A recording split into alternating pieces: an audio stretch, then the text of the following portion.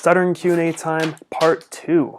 Also, if you have not yet subscribed, please make sure to do so, because over the course of this summer, I'm actually going to be releasing new mini-series of videos relating to stuttering. I'm going to be talking about self-confidence, how to manage your stuttering, talking to friends and having social interactions, and I don't want you guys to miss out on any of it. So let's get right into it with question 1. I actually had a couple questions in this Q&A video that asked about my Tourette's, so let's get right into that. Question 1 asked, what tics do you have with your Tourette's, and can you show them happening? I would love to. For those of you who don't know, Tourette's syndrome is an involuntary neurological disorder where we have movements that we can't really control. They're kind of like urges that we try to get out. Most of my tics happen within my face. I'll often do kind of like a winking. I'll move my jaw around too, and I have one where I kind of like move my neck a lot too. So most of the time when I'm like standing still, I can't really help but have my involuntary tics. And for those of us who live with Tourette's syndrome, I mean, this is constantly all day. This is what we have to deal with. It's really hard to like try to make it completely stop. Another question asked, how does your Tourette's present itself day to day? So it's a good question, because my Tourette's can, just like my stuttering, it can really vary day to day. There are some days where if, for example, I'm really stressed out, my Tourette's kind of get a lot worse. Most of the time, I don't really pay attention to my Tourette's, which is interesting because it's like such a big part of who I am, and I just don't really acknowledge it often around other people, and I don't really pay attention to it. I've never tried medications to try to help it or anything. I have older brothers who also have Tourette's, so I just kind of grew up with it being like a really normal thing in my life. Avantika, hopefully I'm pronouncing that right, asked, do your jerks have anything to do with stuttering? Are they medication-induced or anxiety-related? So if you've been watching my videos, you probably noticed that I do a lot of like upper body jerks when I talk.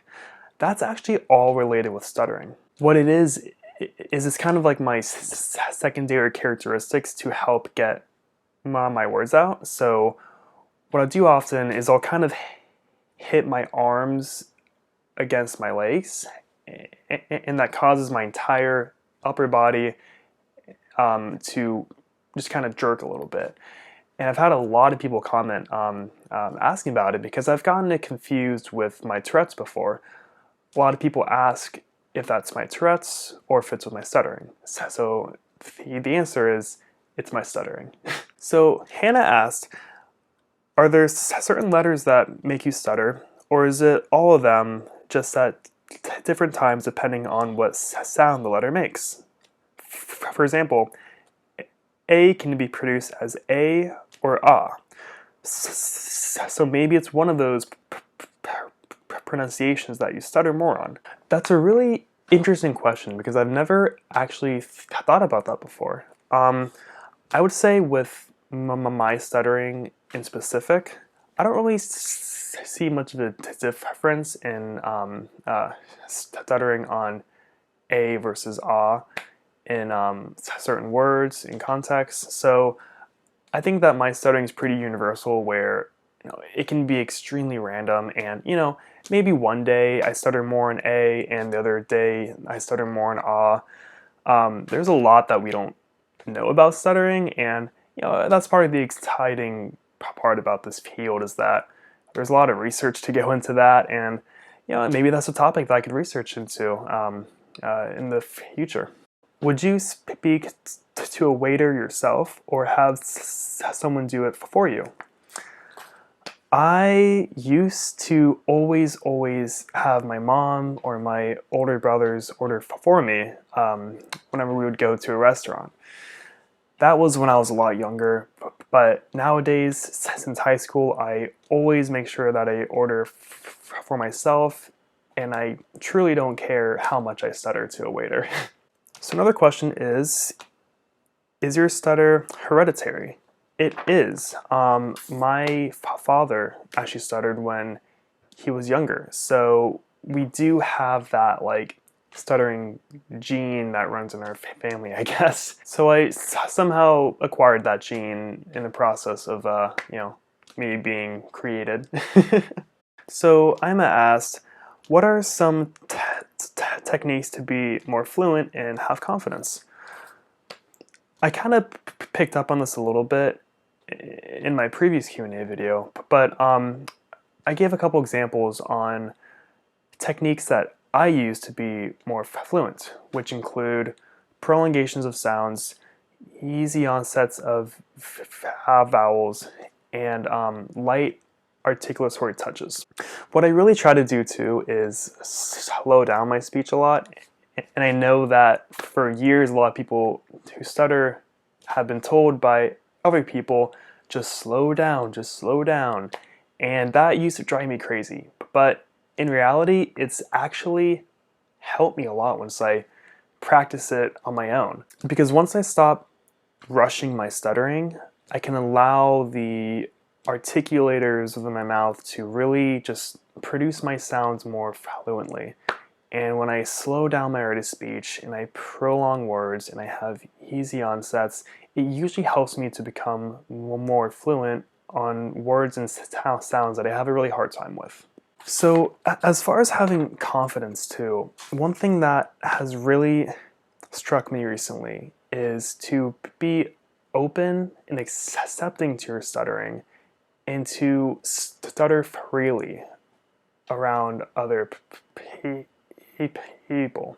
And I've stressed on this so many times. I made a whole video about this too, but always, please keep eye contact, especially when you're stuttering. I know that it's probably very uncomfortable, but the reality is that the more uncomfortable you get, usually the more confident you look, because you may feel extremely uncomfortable stuttering in front of someone and looking them directly in the eye, but that person is going to be like, wow, they're looking at me while they're stuttering. That takes a lot of guts. That takes a lot of courage. That's one thing that I always highly recommend when I talk about improving confidence in your stuttering. So Laura asked, do you get annoyed when someone asks you about your stutter? Not at all, actually. I am such an open book with my stuttering. I absolutely love talking about stuttering with anybody. Could be friends, family, total strangers. I love talking about it. And one thing that I love about talking about it is that it's important to talk about stuttering, to get more of the word out there. Because a lot of people aren't really aware of stuttering and the consequences and the effects that it has, both positive and negative. And I think that in order to really reduce the stigma and try to increase awareness, we all need to be talking more about it. If some random stranger asks me about my stuttering, I will go off on a tangent talking about it because I love educating and informing and just trying to make stuttering less of a taboo topic. N asked, do you have a word that is really hard to say? I do. And the word is professional. Now I can try to say it slower now. Professional. I have a really hard time with the fricative F and sh, and when those two sounds are in one word, it's the worst word ever for me. And in my field of speech pathology, I usually have to say that word a lot because we talk about interprofessional practice and just working professionally. It's always been a word that I have trouble with, and it's something that I try to work on whenever I say it. So, I always try to slow down the way I say it. I try to prolong the F and the sh a little bit. So hopefully there'll be a day when I can actually say that word pretty fluently. What is your favorite book, if you have one?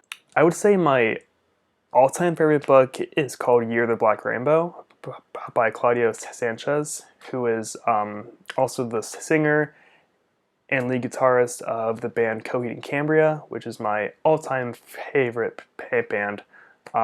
It's just a cool fake fiction novel, really great. I'm currently reading a book called How to Win Friends and Influence People by Dale Carnegie. It's a really great book just for important life lessons in general, with how to interact with people and just overall how to be a more successful and positive and influential human being. Last question. So Hart asked, do you have any advice on how to convince my family around me that my stuttering isn't negative?